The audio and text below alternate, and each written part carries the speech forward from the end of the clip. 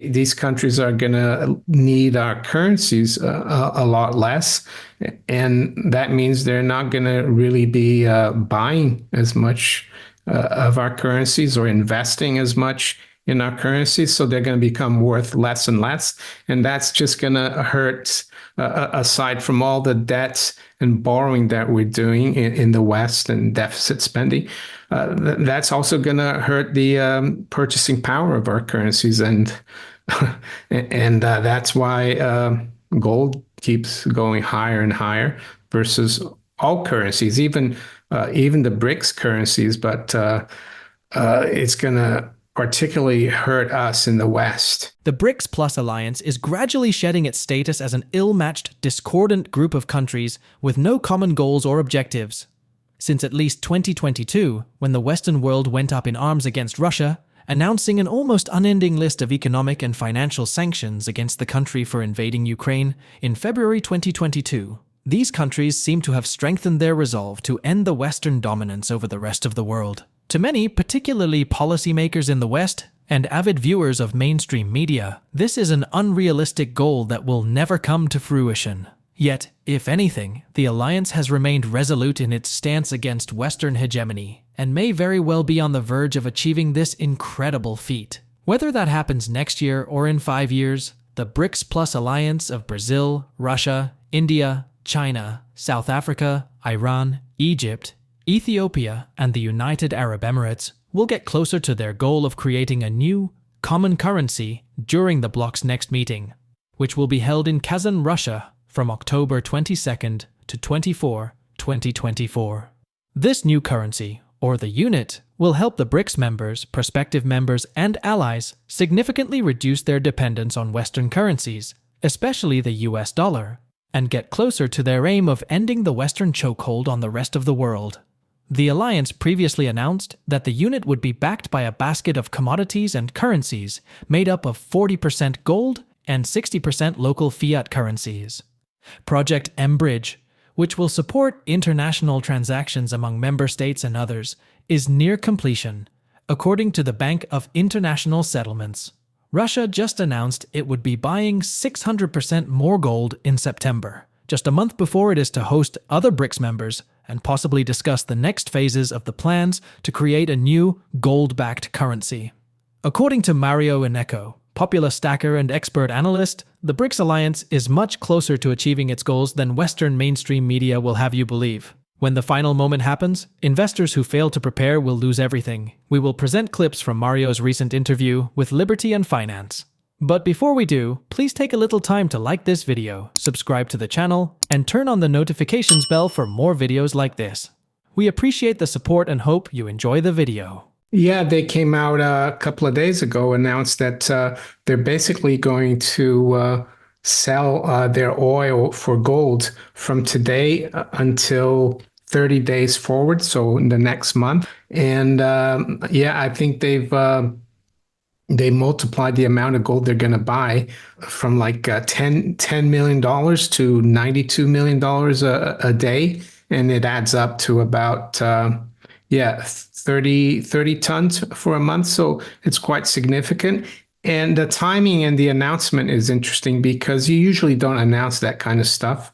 So maybe they're giving a kind of signal to the other BRICS nations and other nations that are looking to attend the BRICS summit on October 22nd to 24th, that the way forward in the BRICS monetary system is to have some gold. I'm not saying they're going to use gold to trade, but they could use gold as a reserve instead of the dollar. And I think a lot of these countries, they are not completely abandoning the dollar because maybe if they're doing business like China is still doing business with the US and other countries, if they have to buy stuff from the US, they'll have to use dollars. The only country that seems to not be in that situation right now is Russia because of all the sanctions. But like you said, I think yeah, that movement is growing. The rest of the world is saying, why do we need a middleman if we're going to deal amongst each other? Why do we need the dollar? you said in the beginning of the year, I think it was 6 or 7 countries that actually joined BRICS. Saudi Arabia, they're supposed to have joined, and I think they have, but they're not really publicizing it. And there's going to be 47, I think, guest countries going to the BRICS summit in October. And recently, I think there was an IMF meeting run by Russia in Moscow, and like 140 countries attended. So yeah, it's huge, and I think it's still underestimated by the West, the mainstream in the West, by Wall Street, by the City of London. They still kind of what the view they have is that, well, they'll never challenge us, but I think they're wrong. And I'm not saying this because I'm pro BRICS, but just because it's going to affect us here in the UK and the US, because as I've said many times, what it will mean is that these countries are going to need our currencies a lot less. And that means they're not going to really be buying as much of our currencies or investing as much in our currencies. So they're going to become worth less and less. And that's just going to hurt, aside from all the debts and borrowing that we're doing in the West and deficit spending. That's also going to hurt the purchasing power of our currencies. And, and that's why gold keeps going higher and higher versus all currencies, even the BRICS currencies, but it's going to particularly hurt us in the West. Experts like Mario are fairly certain that the disturbing trend of countries dumping the US dollar will only worsen over time. Soon, not only will countries stop buying US treasuries, but they will actively dump all the dollars they've accumulated over the decades until the entire US economy is completely swamped. In the words of legendary investor Doug Casey, the US is in serious decline, financially, economically, and sociologically, and the world knows it. Only a fool wants to hold the unsecured liability of a bankrupt government, especially one that's so arrogant as to believe it can confiscate assets arbitrarily.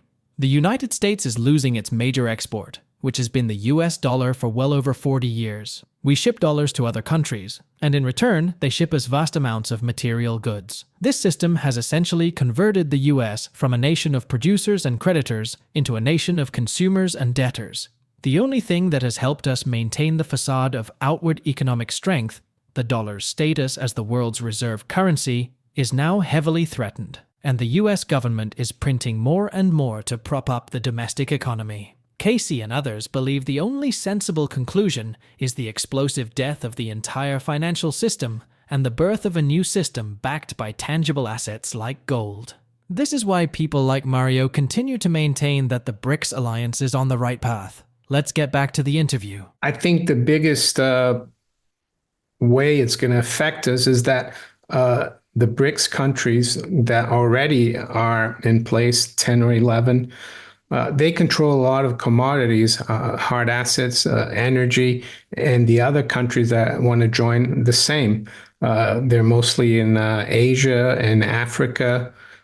And what that means is that it's not going to be as easy for the West to control commodities and commodities prices, and we're going to have to pay more for it. I think it's the ex-guy from Credit Suisse. I forgot his name. He's got a Hungarian name, but he said that there's like a war now for commodities, and BRICS they're gonna control the commodities and hard assets unless the US and the West, let's say Europe, allow their economies to develop and to exploit for commodities, which is something that doesn't look like they want to do with this Green New Deal and green agenda. And they seem to not want to allow for extraction of minerals. Things are going to get a lot worse, I think. And the other thing is, if our currencies are not, let's say if countries around the world don't buy as many treasuries or as many gilts in the UK or European government bonds, that means that unless the central banks start QE and buying these bonds, interest rates are going to be higher than they normally would have been, and that's going to hurt our economies. And I know interest rates have been going down, but I think they probably would have gone down even more if we weren't having so much trouble in the world with sanctions, with BRICS.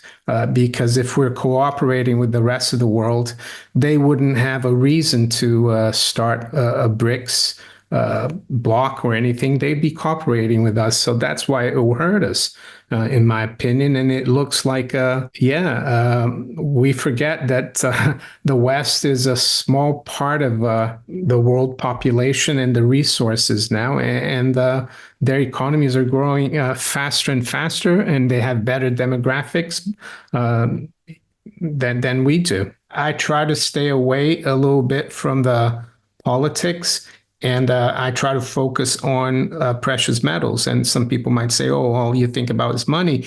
But it's not true. It's just that precious metals and having savings, because that's what it is, protects you in times of crisis. And I think things are going to get chaotic in the West. And the trick will be to hold on to your gold and silver through the crisis, and see what happens after the dust settles. I just saw a post today by a guy that I follow, a Chinese guy from Hong Kong, and he was saying that his grandfather was a banker during before the China became communist, in the Republic of China in Shanghai.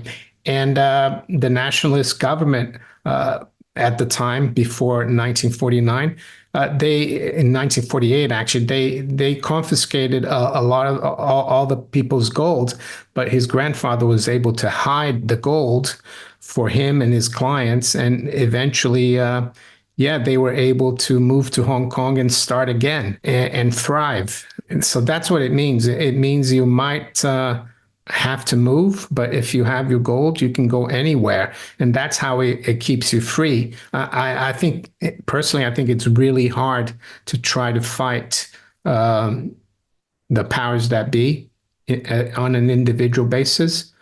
You have to basically fight for your self-reliance and sovereignty. That's the way I see it. Russia, which has the presidency of the BRICS alliance this year, has promised to focus on promoting the entire range of partnership and cooperation within the framework of the association on 3 key tracks of politics and security, the economy and finance, and cultural and humanitarian ties. While Putin continues his battles with Ukraine, the US, and the rest of NATO, in the same year he has the presidency of the BRICS alliance, he is going to do everything to push other members towards achieving their goals as soon as possible. This means higher gold prices, a weaker dollar, and the eventual collapse of the entire fiat system and all assets dependent on it. Only investors who are preparing by stacking gold and silver now will have a less miserable time than others who are still buying the official narrative hook, line, and sinker. Please share your thoughts on Mario Innecco's interview in the comments section below. Also, ensure you like this video, subscribe to the channel, and turn on the notifications bell for more videos like this.